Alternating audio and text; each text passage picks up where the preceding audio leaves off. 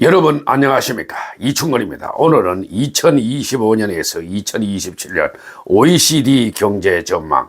세계 경제 성장률은 올해 3.2%, 내년 2.9%, 2027년 3.1%로 전망을 했는데, 주요국 성장률과 정책 과제는 무엇인가에 대해서 말씀을 드리겠습니다. 방송에 앞서 아직 이충건 교수 방송의 구독자가 아닌 분은 구독과 좋아요, 알림 설정을 해 주시기 바랍니다. 방송 제작에 큰 힘이 됩니다. 경제협력개발기구 즉 OECD는 12월 2일 세계 경제 전망을 발표했습니다.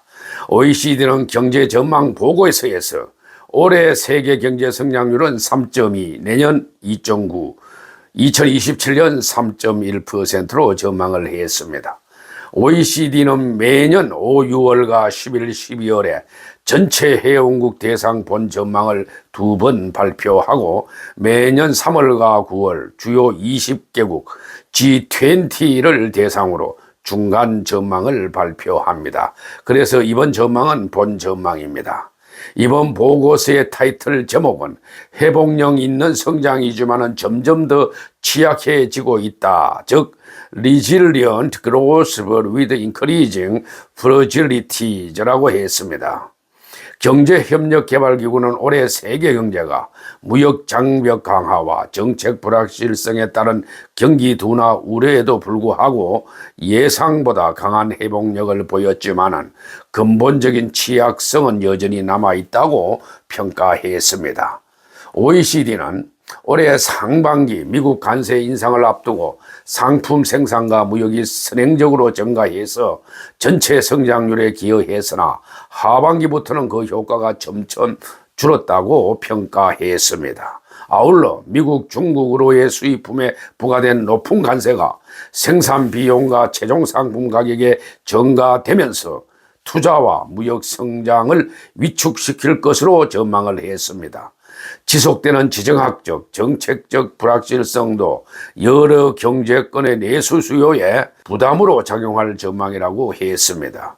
올해 AI 투자와 주식 강세로 금융 환경이 나아졌으나 자산 가치가 과도하게 높아져서 추후 위험 재평가 가능성도 있다고 지적을 했습니다. 다만 관세 인상 충격파의 점진적 소멸과 성장 촉진을 위한 각국의 거시경제 정책 등에 힘입어서 2027년 성장률은 3.1%로 회복할 것으로 보았습니다.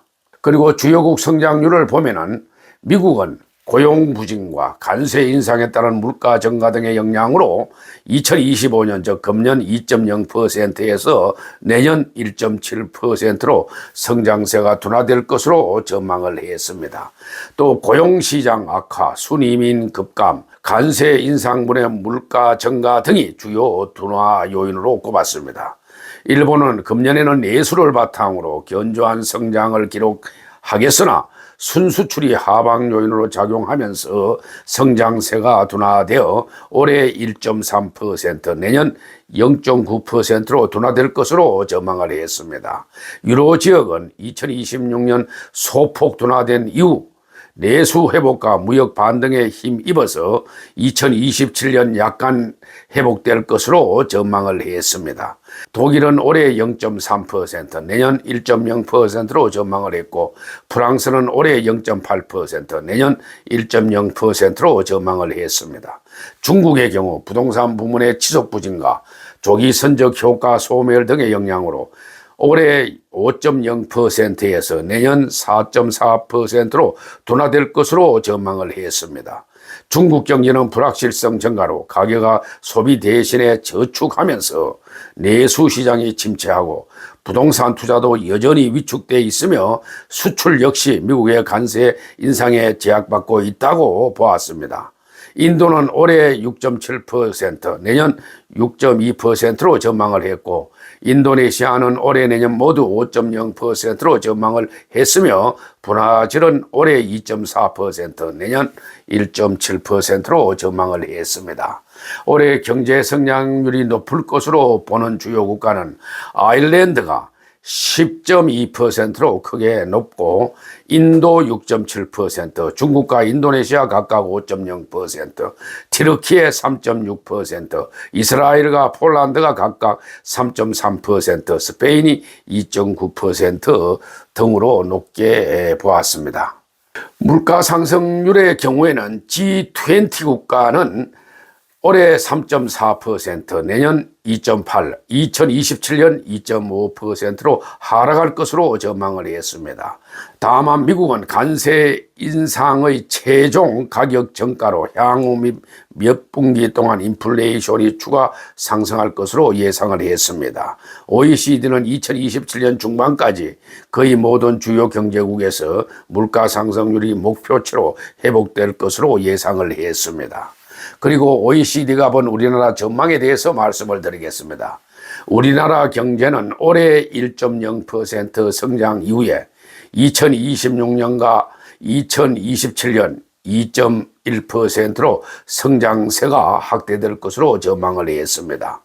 소비 쿠폰 등 확장적 재정 정책과 완화적 통화정책, 실질임금 상승으로 민간 소비가 회복되는 가운데 수출이 성장을 뒷받침할 것으로 평가를 했습니다. 소비자 물가 상승률의 경우에는 올해 2.0, 내년 1.8, 2027년 2.0%로 2% 목표치에 포함하는 범위에서 유지될 것으로 전망을 했습니다.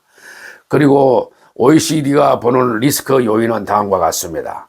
세계 경제 성장의 하방 위험 요인으로 무역 정책의 추가적인 변화, 인플레이션 압력 재부상, 자산 가격의 급격한 조정에 따른 금융시장의 위험 확대, 재정 건전성 악화에 따른 금융 여건 위축 등을 제시했습니다.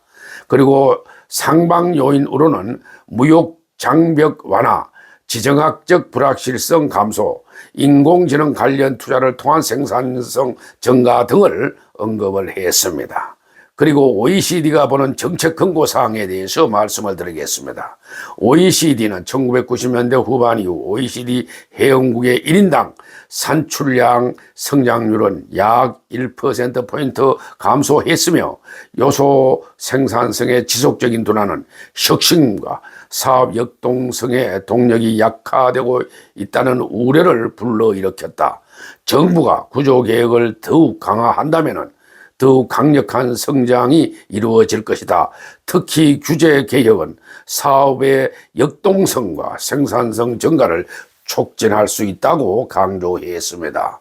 OECD는 더 넓은 범위의 상품에 대한 관세율 인상, 히토류 등 핵심 자원 수출에 대한 통제 강화 등 무역 장벽의 추가 확대나 급격한 변화는 세계 경제 성장을 약화하고 정책 불확실성을 가중해서 글로벌 공급망에 심각한 차질을 초래할 수 있다고 경고했습니다. 아울러 각국의 재정 취약성 해결에 진전이 없을 경우에 장기 국채 수익률이 추가 상승해서 금융 여건이 긴축되고 부채 상황 부담이 증가해서 성장 전망에 부정적 영향을 미칠 수 있다고 덧붙였습니다.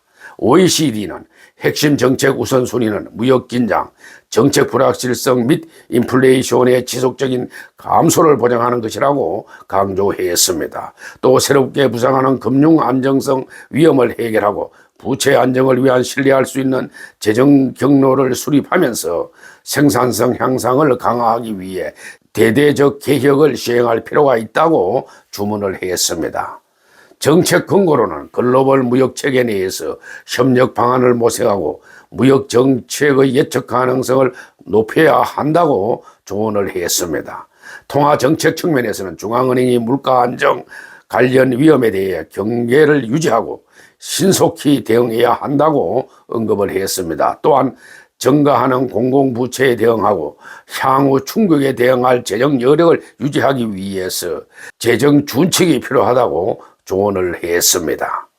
제 영상을 끝까지 시청해 주신 여러분들에게 감사의 말씀을 드리겠습니다.